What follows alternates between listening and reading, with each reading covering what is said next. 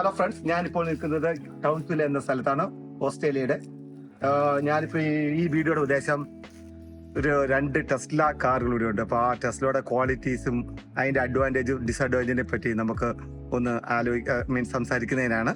നമ്മൾ എൻ്റെ 2 സുഹൃത്തുക്കളാണ് ഇതിൻ്റെ ഓണേഴ്സ്. ആ 2 പേരെ ഞാൻ ദയവായിട്ട് ഈ വീഡിയോയിലേക്ക് സ്വാഗതം ചെയ്യുന്നു. ഇത് ലൂക്കോസ്, ഇത് ജയമൻ. ഇവർ രണ്ടുപേരും ടെസ്ലയുടെ ഓണേഴ്സ് ആണ്. അപ്പൊ നമുക്ക് ഇവരോട് കൂടുതൽ ഇതിനെപ്പറ്റി ചോദിച്ചറിയാം. ലൂക്കോസ്, എന്താണ് നിങ്ങളുടെ അഭിപ്രായം ഈ ടെസ്ലനെ പറ്റി? ഇപ്പോൾ നിലവിൽ നിങ്ങൾ എത്ര നാളായി ഈ വണ്ടി എടുത്തിട്ട്? ഈ വണ്ടി എടുത്തിട്ട് ഇപ്പം കഴിഞ്ഞ ഫെബ്രുവരി എടുത്തതാണ്. 4 മാസം കഴിഞ്ഞു. പൊതുവെ നല്ല അഭിപ്രായമാണ്. ജയമോൻ, താങ്കളുടെ അഭിപ്രായം? നല്ലതാണ്. ഇത് മറ്റുള്ള വണ്ടികളെ ഉപയോഗിച്ച് ഇത് ബാറ്ററി വണ്ടിയാണ്. അതുകൊണ്ട് നമുക്ക് കൂടുതൽ എക്കണോമിക്കല് നമുക്ക് ബെനിഫിറ്റ് ഉണ്ട്.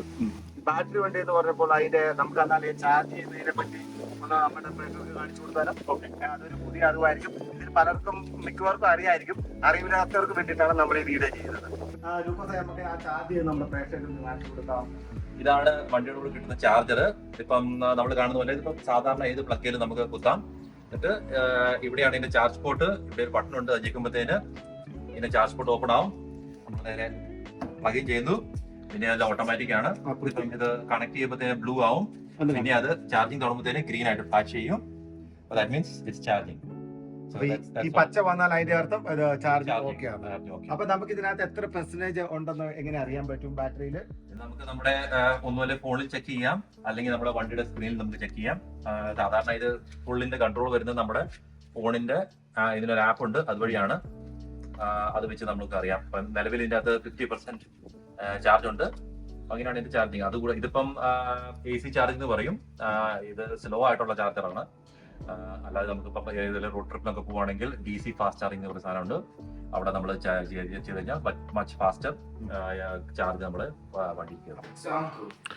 How do you open the bonnet? And what's under the bonnet? Is the engine? Is it space? Okay, we can open. ഇത് വെച്ചിട്ട് നമ്മുടെ മൊബൈലിൽ കൂടെ നമുക്ക് ആപ്പിൽ കൂടെ നമുക്ക് ഓപ്പൺ ചെയ്യാം. ഓക്കെ, ഇതിന് എഞ്ചിൻ ഇല്ല. ഇത് നമ്മുടെ ബൂട്ട് സ്പേസ് ആണ്. നമുക്ക് ഷോപ്പിങ്ങിനെല്ലാം പോയതിനു ശേഷം നമുക്ക് ഇവിടെ എന്തെങ്കിലും നമ്മുടെ ഷോപ്പിങ്ങോ അല്ലെങ്കിൽ നമ്മൾ ട്രാവൽ ചെയ്യുമ്പോൾ നമ്മുടെ ലഗേജിനകത്ത് വെച്ചിട്ടുണ്ട് പോവാം. ഇതിനകത്ത് എഞ്ചിൻ ഇല്ല. അതായത് ജൈവം പറയുന്ന ഒരു സ്റ്റോറേജ് സ്പേസ് ആയിട്ട് നമുക്ക് യൂസ് ചെയ്യുന്നത്. ഓക്കെ, ഇതിനകത്ത് പറഞ്ഞാൽ നോർമലായിട്ട് വരുന്ന കാറുകൾക്ക് ഇതിന്റെ ഫ്രണ്ട് നമ്മൾ ജസ്റ്റ് നമ്മൾ പ്രസ് ചെയ്ത് ഓപ്പൺ ആവും. പക്ഷേ ഓട്ടോമാറ്റിക് ക്ലോസ് ആകത്തില്ല. ഇത് നമ്മൾ എക്സ്ട്രാ ഫിറ്റ് ചെയ്തിട്ട് നമ്മൾ ഇതിനകത്ത് ക്ലോസ് ചെയ്ത് നമുക്ക് ഇതിനകത്ത് എക്സ്ട്രാ ഫിറ്റിംഗ് ആണ്. ഇത് ഓട്ടോമാറ്റിക് ആയിട്ട് ലോക്ക് ചെയ്യാം. അതായത് ഒരു പക്ക ന്യൂജൻ. നമ്മൾ പണ്ട് എല്ലാം റിമോട്ട് ചെയ്തോണ്ടിരുന്ന സാധനം മൊബൈലിൽ കൂടെ എല്ലാം കൺട്രോൾ ചെയ്യും. ഓക്കെ, നമുക്ക് അത് ഞാൻ പറഞ്ഞില്ലേ, ഇവിടെ നിന്നുകൊണ്ട് നമുക്ക് വീട്ടിൽ എവിടെ നിന്നുകൊണ്ടും ഏത് കാറും നമുക്ക് ടെസ്റ്റിൽ നമ്മുടെ ആപ്പിനകത്തുള്ള കാറുകൾ നമുക്കാണ് ഓപ്പറേറ്റ് ചെയ്യാം, ഓൺ ചെയ്യാം. ഇത് എങ്ങോട്ടാണ് പോകുന്നത്, എവിടേക്ക് പോകുന്നു, എവിടെ നിൽക്കുന്നു, ഇതെല്ലാം കൃത്യമായിട്ടുള്ള കാര്യങ്ങൾ നമുക്ക് അറിയാൻ പറ്റും. പക്ക ന്യൂജൻ കാർ. ലൂക്കോസ്, നമ്മളിപ്പോ ഫ്രണ്ടിലത്തെ സ്റ്റോറേജ് സ്പേസ് കണ്ടു. അതുപോലെ തന്നെ ഇപ്പൊ ഇതിന്റെ ബൂട്ട് സ്പേസും ഒക്കെ ഒന്ന് നമുക്ക് പ്രേക്ഷകർക്കായിട്ട് കാണിച്ചു കൊടുക്കാം. ഈ വണ്ടി നമുക്ക് കാണാൻ ചെറുതാന്ന് തോന്നുവാണെങ്കിലും ഒത്തിരി ബൂട്ട് സ്പേസ് ഉണ്ട്. സാധാരണ ഒരു വണ്ടിനേക്കാളും കൂടുതൽ ബൂട്ട് സ്പേസ് ഉള്ള വണ്ടിയാണിത്. നിങ്ങൾ ഫ്രണ്ടിൽ കണ്ടു, ബാക്കിലത്തെ ഇത്രയും അത്യാവശ്യം നല്ല ബൂട്ട് സ്പേസ് ഉണ്ട്. അതുകൂടാതെ 2 സൈഡ് ഡീപ്പ് ആയിട്ടുള്ള കമ്പാർട്ട്മെന്റ്സ് ഉണ്ട്. അതുകൂടാതെ നമ്മൾ ഈ ഒരു ഇത് ലിഫ്റ്റ് ചെയ്ത് കഴിഞ്ഞാൽ ഇവിടെ ഒരു ഡീപ്പ് ആയിട്ടുള്ളൊരു വെല്ലുണ്ട്. അതിൻ്റെ അകത്ത് നമുക്ക് ഇഷ്ടം പോലെ ചെറിയ നല്ലൊരു പെട്ടി വെക്കാം. വലിയ പെട്ടി വെക്കാം. ഇപ്പൊ നമ്മളൊരു ഫാമിലി പോവുകയാണെങ്കിൽ നമുക്ക് 4 വലിയ പെട്ടിയും ഒരു 4 ചെറിയ ഹാൻഡ് ക്യാരി പെട്ടിയും ഉണ്ടാകും. അപ്പോൾ ഈസി ആയിട്ട് നമുക്ക് ഇതിനകത്ത് കാര്യങ്ങൾ ഉണ്ടാകും. എയർപോർട്ട് പോവുകയാണെങ്കിൽ പോകാൻ പറ്റുന്ന ഒരു ഇതാണ് ബൂട്ട് സ്പേസ് ഉള്ളത് കാറാണ്.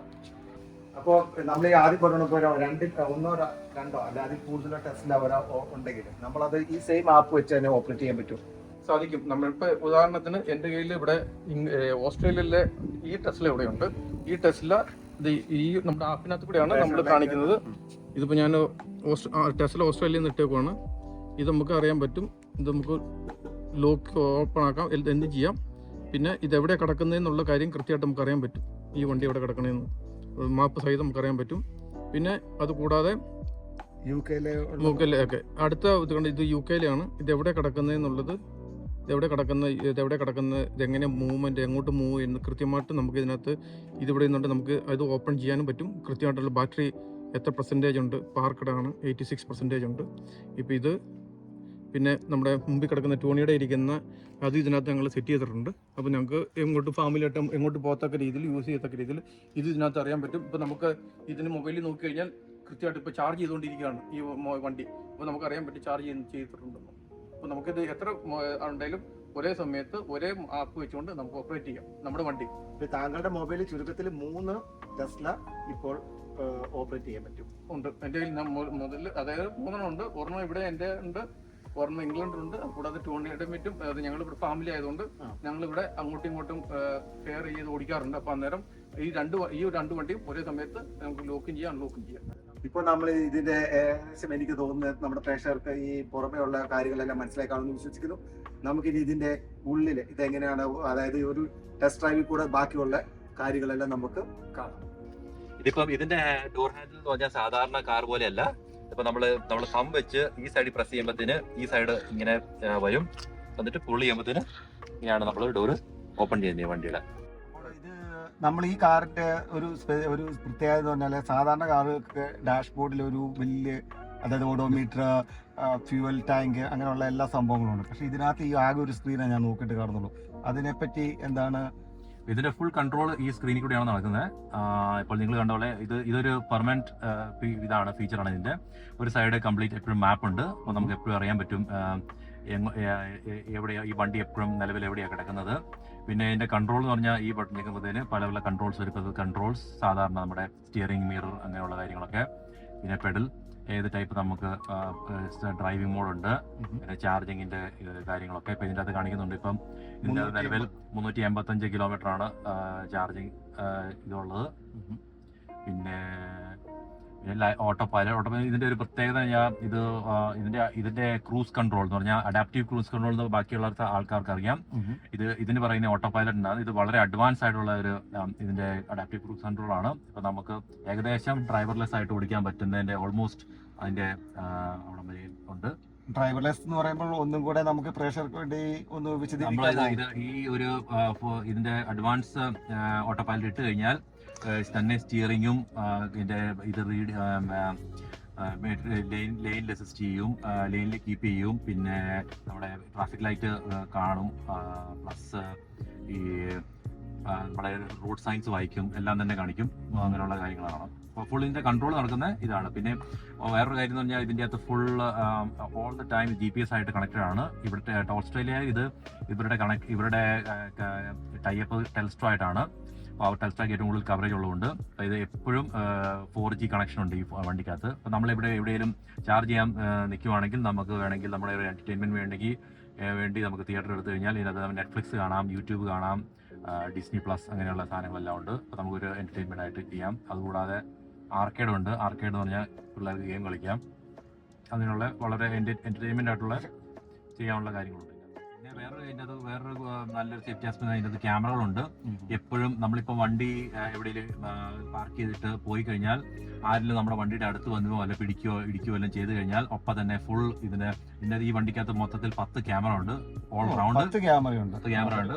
അത് കണ്ടിന്യൂസ് അത് റെക്കോർഡ് ചെയ്യും. അപ്പോൾ ആരെല്ലാം എവിടെ വന്നാലും അതിന് പറയുന്നത് സെൻട്രി മോഡ് എന്നാണ്.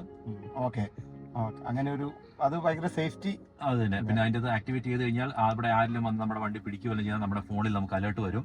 എന്നിട്ട് ആ സമയത്ത് ഫുള്ള് റെക്കോർഡ് ചെയ്തുകൊണ്ടിരിക്കും. അപ്പൊ ഈ കാണുന്ന റെഡ് ഡോട്ട് അതാണ് സെൻട്രി മോഡ് എന്ന് പറയുന്നത്. അത് എന്ന് പറഞ്ഞാൽ ഈ സമയത്ത് അത് ആക്റ്റീവ് ആണ്, റെക്കോർഡിംഗ് ഫുൾ ടൈം ഇത് റെക്കോർഡിംഗ് ചെയ്തുകൊണ്ടിരിക്കുന്നതാണ്. ഇതിനകത്ത് വേറൊരു ഫീച്ചർ എന്താണെന്ന് വെച്ചാൽ ഇത് ഓരോ ഡ്രൈവറിനെ പ്രൊഫൈൽ നമുക്ക് സേവ് ചെയ്യാം എന്ന് പറഞ്ഞാൽ അത് വേറെ വണ്ടികൾക്കും ഉണ്ട്. പക്ഷേ ഇതിന്റെ ഗുണം എന്ന് വെച്ചാൽ നമ്മുടെ ഇത് ഈ ഫോൺ ഇതിന്റെ ഈ കാർ എന്ന് പറഞ്ഞാൽ നമ്മുടെ മൊബൈലായിട്ടാണ് ലിങ്ക് ചെയ്തിരിക്കുന്നത്. ഇപ്പം എൻ്റെ മൊബൈലായിട്ട് ഞാൻ ഈ വണ്ടിക്കകത്ത് കയറി കഴിഞ്ഞാൽ ഓട്ടോമാറ്റിക് ആയിട്ട് നമ്മുടെ ഈ മിറേഴ്സും സീറ്റും സ്റ്റിയറിംഗും എല്ലാം ഞാൻ സെറ്റ് ചെയ്തിരിക്കുന്ന എൻ്റെ ഇപ്പോൾ കംഫർട്ടിൽ സേവ് ചെയ്യാം. അത് തന്നെയല്ല ഇതിനകത്ത് ഇപ്പോൾ നമ്മൾ ഞെക്കി കഴിഞ്ഞാൽ പല പല ഡ്രൈവേഴ്സിന്റെ പ്രൊഫൈലുണ്ട്. അപ്പോൾ അവർ ആര് കയറുന്നു അതനുസരിച്ച് അവരുടെ ഇത് വെച്ച്. പിന്നെ വേറൊരു കാര്യം എന്ന് വെച്ചാൽ നമുക്കിപ്പം നമ്മുടെ ഫോൺ വഴി തന്നെ നമ്മളിപ്പോൾ ജോലി സ്ഥലത്ത് പാർക്കിംഗ് കിടക്കുക, വണ്ടി നല്ല ചൂടായിരിക്കും. ഇപ്പൊ നമ്മൾ ജോലി സ്ഥലത്ത് ഇറങ്ങുന്നതിന് നമുക്ക് ഇതിന്റെ പ്രീ കണ്ടീഷൻ ചെയ്യാം വണ്ടി. അങ്ങനെ ഉണ്ട്. അതും ചില വണ്ടികൾക്കുണ്ട്. പക്ഷെ ഇത് നമുക്ക് ഇപ്പം നമ്മളിപ്പം സ്ഥിരമായിട്ട് മൊബൈലിൽ കൂടെ അതുകൂടാതെ സോറി ഒന്ന് ഇടപെട്ടിട്ട് ഉദ്ദേശിക്കുന്നത് AC ഓൺ ആക്കാൻ പറ്റും. AC ഓൺ ആക്കാൻ പറ്റും. അപ്പൊ അതൊരു നമ്മുടെ ഫിസിക്കൽ ഫിറ്റ്നസ് ഇല്ലാതെ തന്നെ എല്ലാ സാധനവും മൊബൈലിൽ കൂടെ ചെയ്യാൻ പറ്റും. അതിന്റെ ഒരു നെക്സ്റ്റ് സ്റ്റെപ്പ് എന്താണെന്ന് വെച്ചാൽ നമ്മളിപ്പോ ഇത് പ്രീ കണ്ടീഷൻ ചെയ്യാനുള്ള ടൈം സെറ്റ് ചെയ്ത് കഴിഞ്ഞാൽ ഇപ്പൊ നമ്മൾ എന്നും 8 മുതൽ 4 വരെ ജോലിയാണെങ്കിൽ 3:50 ആകുമ്പോൾ ഇതിന്റെ AC എല്ലാം ഓണാക്കി റെഡി ആക്കണം എന്ന് സെറ്റ് ചെയ്ത് കഴിഞ്ഞാൽ 3:50 ആകുമ്പോൾ വണ്ടി എല്ലാം റെഡിയാണ്. 4 മണിക്ക് നമ്മൾ വണ്ടി കയറാനായിട്ട്. തിരിച്ച് വിന്റർ ആണെങ്കിൽ നമുക്ക് ഹീറ്റിംഗ് ആക്കിയാണ്. അതിപ്പം എയർ കണ്ടീഷനിങ് അല്ല. അത് നമുക്കൊരു ടെസ്റ്റ് ഡ്രൈവ് പോയാലും ബാക്കിയുള്ള കാര്യങ്ങൾ നമുക്ക് നമുക്ക് സംസാരിക്കാം.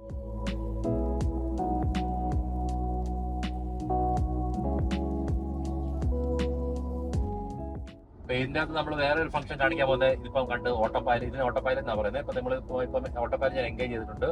ഇപ്പൊ വണ്ടി തന്നെ ഡ്രൈവ് ചെയ്യുവാണ്. ഇപ്പൊ നിങ്ങൾ ഇതിനകത്ത് സ്ക്രീനിനകത്ത് ഈ 2 ബ്ലൂ ലൈൻ കാണാം. അപ്പൊ അത് ഈ നമ്മൾ ഓടിക്കുന്ന ലൈനാണ് അത് ഇത് ചെയ്യുന്നത്.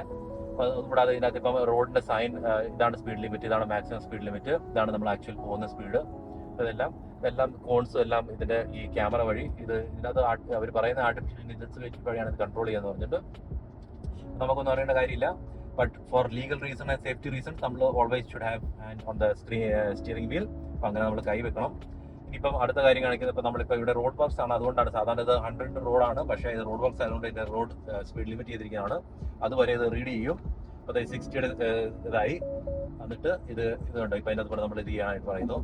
ഇപ്പം നമ്മൾ ചെയ്യാൻ പോകുന്നത്, നമ്മളിപ്പോൾ ഒരു ടേൺ ഓഫ് എടുക്കാൻ പോവാണ്. അപ്പോൾ ഇത് കൺട്രോൾ ചെയ്യുന്ന സ്റ്റിയറിംഗ് കൺട്രോൾ ചെയ്യുന്ന നിങ്ങളെ ഇതൊന്ന് കാണിക്കും. ഇപ്പം ഞാൻ സ്പീഡ് ഇച്ചിരി കുറയ്ക്കുന്നു. ഓട്ടോമാറ്റിക് സ്പീഡ് കുറയുന്നു. അങ്ങനെ പോയിട്ട് കണ്ടോ, ഇനിയിപ്പം നിങ്ങൾ കാണാൻ പോകുന്നത് ഇത് ടേൺ ചെയ്യുന്നതാണ്. ഓട്ടോമാറ്റിക് ആണിത്. നമ്മളിത് ചെയ്യാൻ പാടില്ലാത്ത, ബട്ട് ഓൾവേസ് നിങ്ങളെ ഒന്ന് ഡെമോൺസ്ട്രേഷൻ ചെയ്യാൻ വേണ്ടി മാത്രം ഇത് ഓട്ടോമാറ്റിക് സ്റ്റിയർ ചെയ്യുന്നത് ഞാൻ കാണിക്കുന്നു. ഈ ഫംഗ്ഷൻ ഏറ്റവും ബെസ്റ്റ് യൂസ് ചെയ്യുന്നത് നമ്മൾ ഹൈവേ കൂടെ പോകുമ്പോഴാണ് നമ്മൾ യൂസ് ചെയ്യുന്നത്. നോർമൽ റോഡിൽ കൂടെ പോകുമ്പോൾ നമുക്ക് ചില ബുദ്ധിമുട്ടാണ്. അങ്ങനെയാണ്. ഇപ്പൊ നമ്മളിപ്പം വീണ്ടും ഒരു സാധാ റോഡിലേക്ക് പോകുന്നു. സാധാ റോഡിൽ പോകുമ്പോൾ നമ്മൾ ഈ ഓട്ടോ പൈലറ്റ് ഇടാതിരിക്കുന്നതാണ് നല്ലത്. ഇപ്പൊ നിങ്ങൾക്ക് കാണാമെന്ന് വെച്ചാൽ ഇവിടെ ഒരു ഇൻസൈഡ് ക്യാമറ ഉണ്ട്. അത് ഓണാണ്. നമ്മുടെ ഈ ഡ്രൈവർ ഫട്ടീഗോ അല്ലെങ്കിൽ അങ്ങനെയുള്ള കാര്യങ്ങളൊക്കെ വരുമ്പോഴത്തേന് അത് ക്യാപ്ചർ ചെയ്യും. എന്നിട്ട് നമ്മളെ അത് ഓൺ ചെയ്യാൻ വേണ്ടിയിട്ട് വെച്ചേക്കുന്ന ക്യാമറയാണ്. അത് for legal aspect as well അത് യൂസ്ഫുൾ ആണ്. ഇപ്പം നമ്മുടെ മിസ്റ്റേക്ക് ആണോ അല്ലെങ്കിൽ എന്ന് വെച്ചാൽ അവർക്ക് കണ്ടുപിടിക്കാൻ പറ്റുന്ന ഒരു സാധനമാണ്.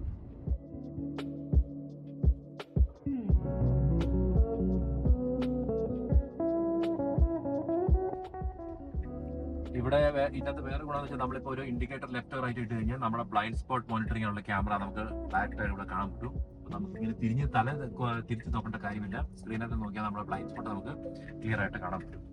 അതിൻ്റെ ഓട്ടോമാറ്റിക് സിഗ്നൽ ക്യാൻസലേഷൻ ഒന്നുമില്ല.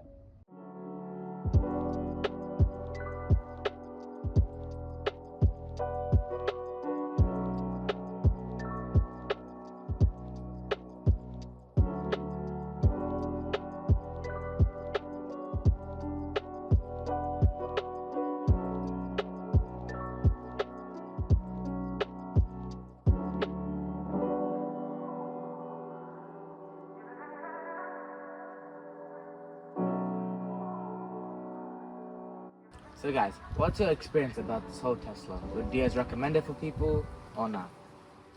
അതെ, ഇത് ഒരു നല്ല വണ്ടിയാണ്, ഒരു യാതൊരു കുഴപ്പവുമില്ല. പക്ഷേ ഇതെന്ന് വെച്ചാൽ ഇതിൻ്റെ ഡ്രോബാക്ക് എന്നാന്ന് വെച്ച് കഴിഞ്ഞാൽ നമ്മളിത് വണ്ടി പാർക്ക് ചെയ്യുമ്പോഴൊക്കെ നമ്മൾ ഒരുമാതിരി സിഗ്നൽ കിട്ടുന്നിടത്തുണ്ട്. അണ്ടർഗ്രൗണ്ടിൽ കൊണ്ട് പാർക്ക് ചെയ്ത് കഴിഞ്ഞാൽ ചിലപ്പോൾ നമുക്ക് സിഗ്നൽ കിട്ടത്തില്ല. കഴിഞ്ഞ പ്രാവശ്യം എനിക്കൊരു അബദ്ധം പറ്റുമല്ലോ, ഒരു മൊബൈലാണ് എങ്കിൽ റീബൂട്ട് ചെയ്തു. ആ സമയത്ത് ഇതിനകത്തേക്ക് ടച്ച് ചെയ്യാൻ വോയിസ് നമ്മുടെ കയ്യിൽ ഒന്നെങ്കിൽ കാർഡ് ഉണ്ടായിരിക്കണം, ഇല്ലെങ്കിൽ നമ്മൾ ടെസ്ലക്കാരെ വിളിച്ചാൽ മതി. ടെസ്ലക്കാർ നമ്മളെ ഡോർ ഓപ്പൺ ചെയ്യും. പക്ഷേ അണ്ടർഗ്രൗണ്ട് ഇട്ട് കഴിഞ്ഞാൽ സിഗ്നൽ കിട്ടത്തില്ലെങ്കിൽ ആർക്കും ഓപ്പൺ ചെയ്യത്തില്ല. നമ്മളിത് കാർഡ് വെച്ചിട്ട് ഓപ്പൺ ചെയ്യാൻ പറ്റും. അതൊരു പുതിയ അറിവാണ് എനിക്ക്. അതുപോലെ തന്നെ എന്നാൽ നമുക്ക് ഈ വീഡിയോ ഇത് ജസ്റ്റ് ഫോർ ഇവരുടെ എക്സ്പീരിയൻസിൽ നിന്ന് സംസാരിക്കുന്നതാണ്. ഇത് ഇറ്റ്സ് നോട്ട് ഒരു എക്സ്പെർട്ട് എന്നുള്ള രീതിയിൽ കൺസിഡർ ചെയ്യരുത്. അപ്പോൾ thank you very much. Thank you Stephen. Thank you very much.